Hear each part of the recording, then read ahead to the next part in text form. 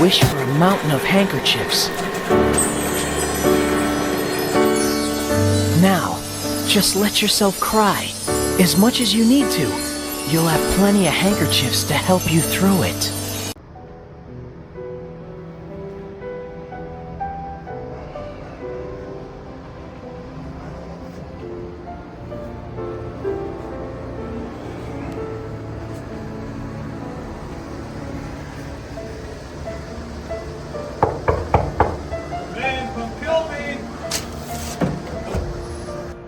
Hey, Professor.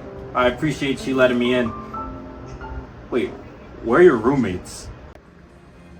They ran away. What? They knew you were coming.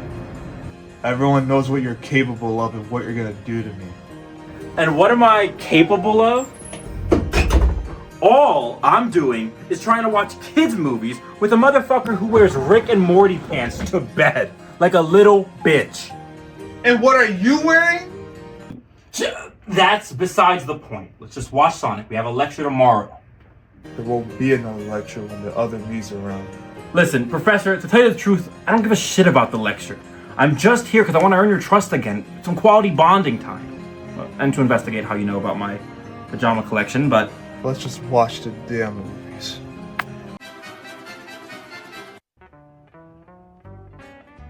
So?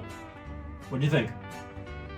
Well, I'm kind of mixed while at the same time positive with Sonic 1. But the biggest surprise is how it's much better than anyone would have expected, and how this design was allowed to be seen in the public eye. But anyways, Sonic 1 is a very generic road trip kids movie. Let's acknowledge that for a second.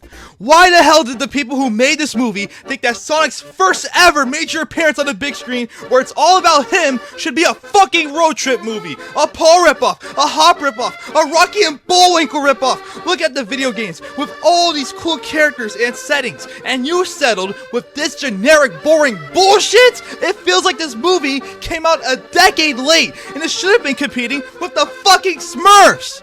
Now to the real review. Sonic 1 as a movie isn't really the best, but like I said before, it's kind of surprising how entertaining it really is. I thought the first 20 minutes of the movie were pretty charming, and when it gets to the middle part, it just becomes serviceable, because that's where it really feels like a movie I've already seen before, especially with the boring human characters, the forced emotional conflict, with the whole "the town needs you" bullshit, and the generic bar scene. But at least throughout the mid, I sort of took Tom and Sonic seriously with their friendship, and I think they both made the last part good. Seriously though, that last part carried hard, because it really felt like the movie remembered what it was supposed to be. A Sonic movie. And we get that cool action with Dr. Eggman and Sonic in San Francisco, and that cool ending where we actually see Sonic flex his Quill energy. Everything was actually high stakes and fun at this part, but that was even the best of what the movie had to offer. You know what really won me over? Dr. Robotnik. If it weren't for him, this movie would have been 100% mid. He was so damn funny. Seeing him be such a smartass and hate on everyone else's intelligence was hilarious. Listen, Major, nobody cares. You know why nobody cares who you are? Because nobody cares about your feeble accomplishments. And nobody cares how proud your mommy is that you're now reading at a 3rd grade level. Have you finished Charlotte's Web yet? Spoiler alert, she dies in the end, but she leaves a big creepy egg sack. I just saw a guy race out of here and thought that you should stop them. Open your mouth and say you thought that you should stop them. No, I thought that maybe I should check to see if you were okay. You know what's hard about being the smartest person in the world? Everyone else is stupid. Yes, way to go. Him and Stone definitely made this movie a lot easier to swallow. I beg your pardon? Besides all those positives though, there were just too many things that annoyed me in this movie. For example, some of the action sequences were dumb as hell. Remember that scene when Dr. Robotnik was chasing Sonic and Tom in the pickup truck? In that sequence, Sonic destroys most of the robots, and then for some reason, Tom makes Sonic drive the car so he can hit the last robot with a fucking stick. Also, I was not convinced at all with the argument that Tom should stay in his hometown, because I think we didn't get enough scenes where Tom actually helped or knew most of the citizens of Green Hill. I mean, we literally saw with our own eyes that he didn't do shit besides speed checking and talking to donuts. You really expect me to think that he's important to this city? Another thing that annoyed me was the dialogue. It got really corny at times, to the point I wanted to kill myself while watching it. Wait a second, is this boat missing a head or does it have 2 buns? I'm gonna do it.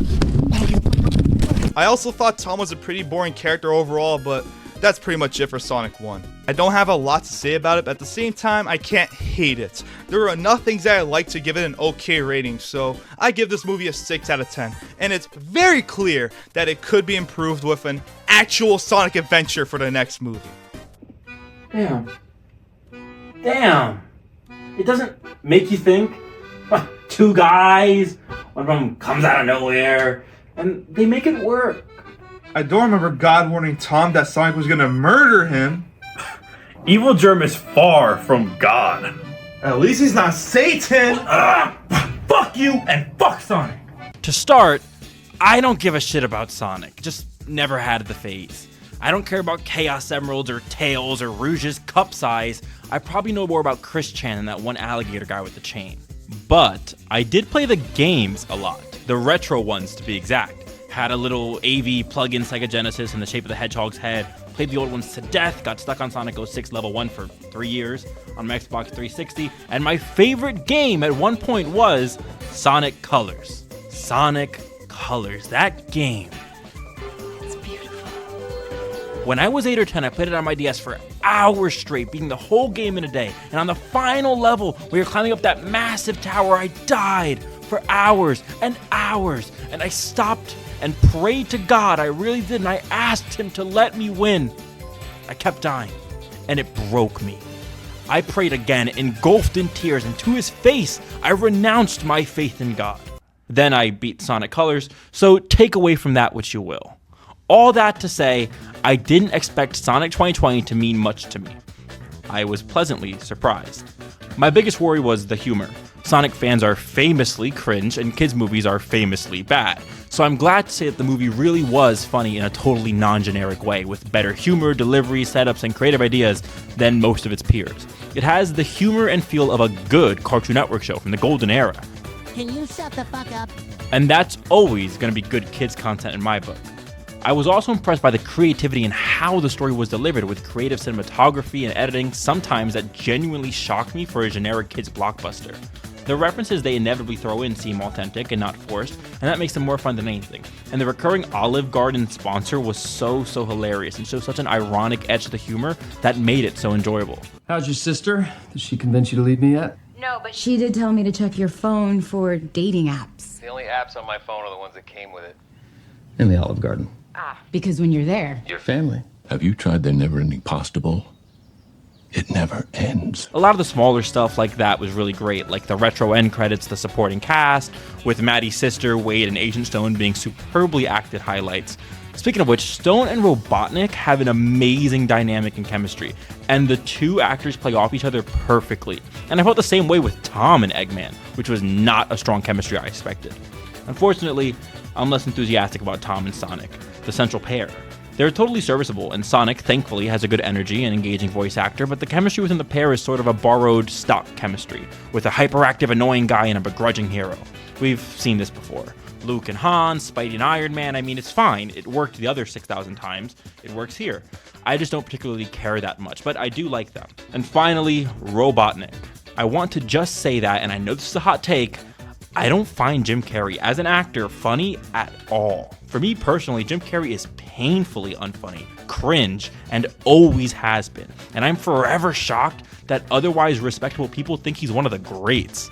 I love a lot of the movies he's in, and I think his more dramatic roles are played surprisingly well, and his total cartoon characters like The Mask and The Grinch are very good. But otherwise, I find his style super cringe, and that's not a huge change here. But it's also way less notable than like Ace Ventura. This is probably because his writing is really good, and he's doing it justice every time with perfect delivery and vocal work. It seems like the writers wrote for him, and it shows. He's very well written with clever, good humor. Overall, Robotnik is quite good, and I'm saying that as a Jim Carrey hater.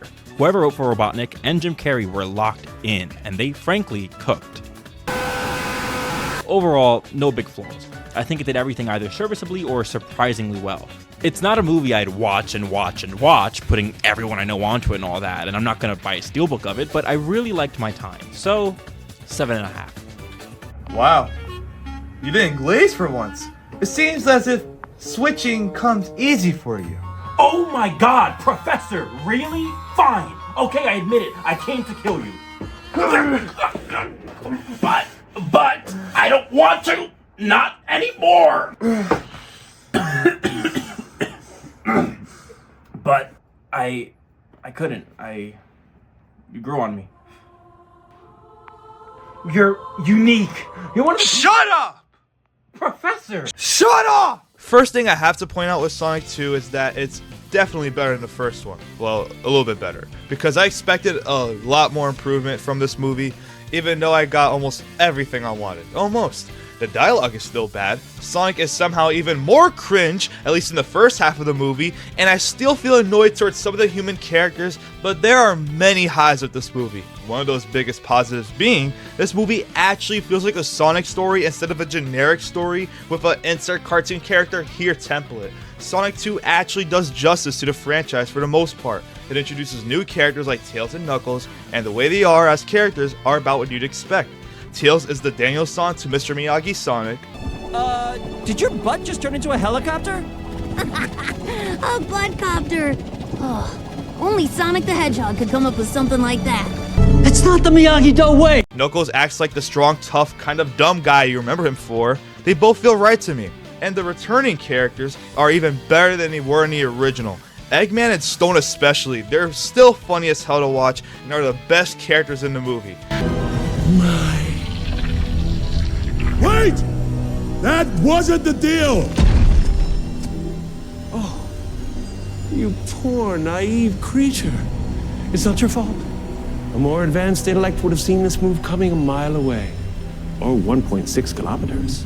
The second half of Sonic 2 carries its reputation hard, because this was where all the peak was, with the first half being where all the cringe was, with the bad dialogue, slow and boring pacing, that one stupid dance scene. It was basically on par with the original, but slightly worse, with the only positives being Eggman and Stone scenes. But seriously though, that second half is where everything came together. Starting from the part where Sonic calls Tom to open the ring portal at the wedding, that scene in particular was actually pretty funny, and the whole twist with the wedding being a setup and the priest hiding a taser in his book was the cherry on top. The only thing I didn't like about that part was that it kind of went on for too long, but Sonic coming back to get the Master Emerald, fighting Knuckles, teaming up with him, saving the city and turning Super Sonic, all of that was engaging and a pleasure to watch. This is what 75% of the movie should have been like, because it was actually funny and fun to watch. Almost everything being done correctly, like the comedy, tone shifts, and the action. There were a lot of memorable moments here. Those parts alone were enough for me to give Sonic 2 a 7 out of 10. While the first half of this movie really holds it back, it stood strong by the end, deserving its extra point above the original. But you know what could have made this movie even better? Rock music. Where the fuck was the rock music in this movie? It's Sonic!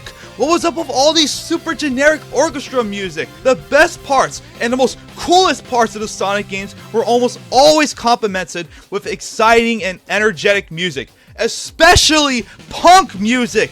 Do you know how much better that would have made the snowboarding scene?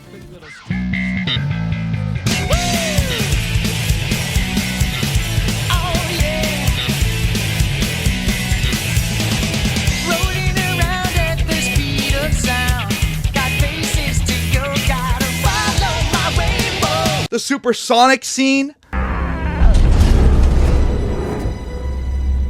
What was that?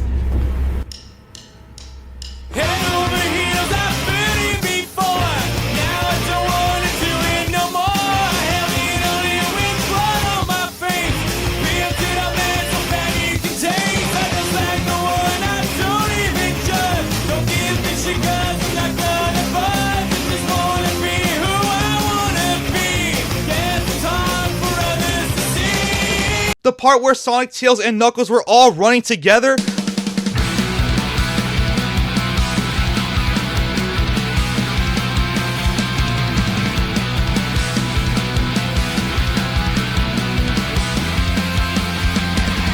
A fucking ton! Maybe for Sonic 3, most of what I want will be there, hopefully. I mean, Shadow's in the movie after all. You have to make him look cool with that kind of music. If Sonic 3 could learn from Sonic 1 and 2's mistakes, it would be amazing. But sadly, I don't think I'm ever going to see it because Anarch is in his room ready to give his horrible review and kill me right after. So, go ahead, take the stage. Come on, Professor. You really think I try to kill you after... Shut up. You say you want to review Sonic. Go review. Sonic 2 is a schizophrenic Siamese twin of a movie. It's exactly 2 hours long, and the first half is hugely different than the second half. The film opens on Eggman on the Mushroom Planet, and immediately you can tell the clever writing is gone. Robotnik, who was so well written he made me like Jim Carrey, is now Jim Carrey, complete with spitting up coffee for a few seconds straight. Then it goes to Sonic, and his robbery chase scene is literally just a worse, less witty, less charming version of the Amazing Spider-Man 2 opening sequence. Sonic, once again, is just not that funny or charming, and I kind of hate characters written like him, the wannabe Peter Parker types. And like I said last time, him and Tom don't have the most groundbreaking chemistry, so giving us that doesn't exactly invest me much. My real issue with this rendition of Sonic is that he's whiny, immature, low-key inconsiderate, and thinks he's cool. I feel like the game Sonic is either A, a confident and charming troll like the Roadrunner or Bugs Bunny, or B, actually is cool, confident, and brave. This is a bratty Sonic with parts of both and the essence of neither. I don't really care because, again, I don't give a shit about Sonic, but I'm just saying it's the difference between a brat who thinks he's cool and one who actually is. No, oh my god, young man, kill yourself! I'm not here for him anyway. At this point, I watch these for Tom and Stone. First off, fuck you! He's also repeatedly treated like a kid, like he's Tom's son, which is just weird because Sonic's voice and banter is very obviously a 35-year-old man. Of course, a big addition here is Knuckles, and in that first hour when he's paired with Robotnik, he simply isn't particularly funny, and his type of generic character, that Drax type, isn't really funny to begin with, taking everything literally and whatnot. And he's not a good pairing for Robotnik, who is basically mid for this whole movie because he doesn't have anyone to bounce off of like in the first movie, except for boring-ass Knuckles. Oh yeah, I don't give a shit about Sonic and Tails either. You need to shut the fuck up! That Home Alone scene with Sonic was done one of the better ways you could. These movies are at their best with visual gags and creative moments. When Sonic doesn't open his mouth, he's actually very charming and fun. Know why? Because the humans are the best part of these movies. Oh my god, you got robot hands. You got robot hands. No, they're gloves. Get them up. Now spread your fingers. Now wiggle them. Wiggle your digits. Yes, like you just finished a big musical number. They carried Sonic 1 and they're barely in the first half of this movie and were forced to spend all this time with bum-ass Tails and bum-ass Sonic. When Agent Stone and Robotnik finally do meet up again, it's definitely the most fun, best written moment in the movie by that point. And it's just so peak, so fun, and a good callback to one of the funnier moments in the first one. Once that wedding avalanche scene happens, the movie gets good. Humans come back and the second hour starts. The wedding scene, from when Tom fumbles the whole thing to when that first twist goes down, full of great continuity, is probably the most fun scene in the movie. Full of chaos, good deliveries, and interactions. I love men. That's it. That explains everything. Mankind, that is. Knuckles, now being in the second half, is actually a fire character and suddenly well written. It's actually shocking. Sonic and Knuckles end up being the best relationship and dynamic Sonic has ever had with anyone in these movies, now more mature and having completed an arc too. Everything about the last hour is great, it literally saved the movie. Tails and his plane from the games, Robotnik with his game-accurate robot, Super Sonic, all of it. Even the ending was super charming with that sweet family and trio dynamic that was just so likable. It went from boring mid that I wouldn't care if it lived or died to low-key peak. The first half is way worse than the first movie, but the second half is way better, so a 7.5 sounds fair. Professor, I'm serious.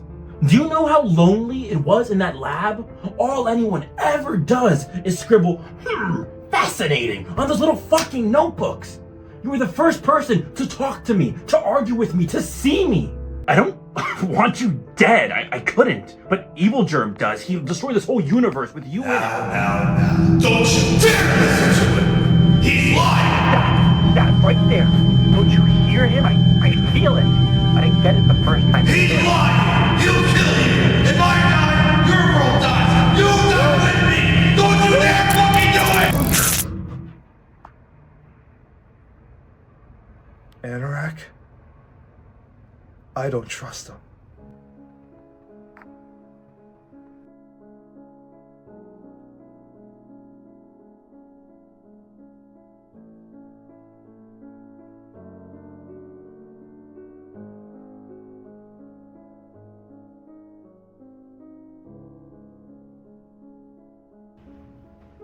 So, Anorak, how do we win?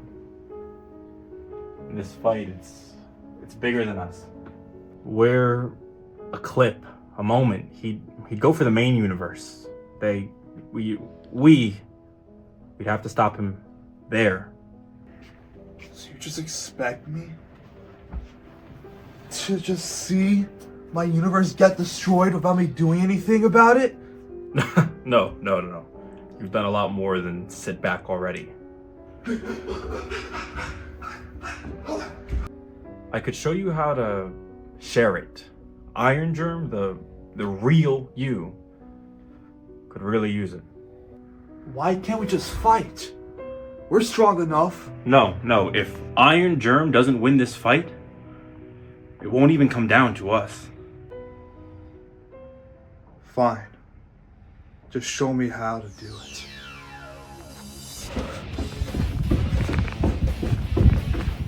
Wait.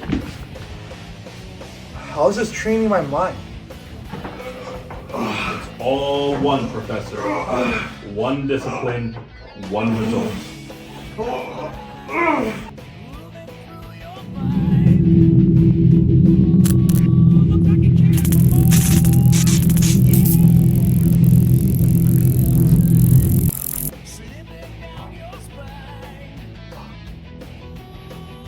I felt him. That idiot really betrayed me. He thinks because he learned some poses and kicks that he can grapple with me, a god? And that perverse cross-universal communication! Ah!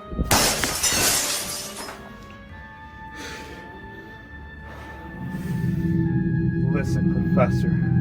You just made a big mistake. Do you even know what you're doing? Me?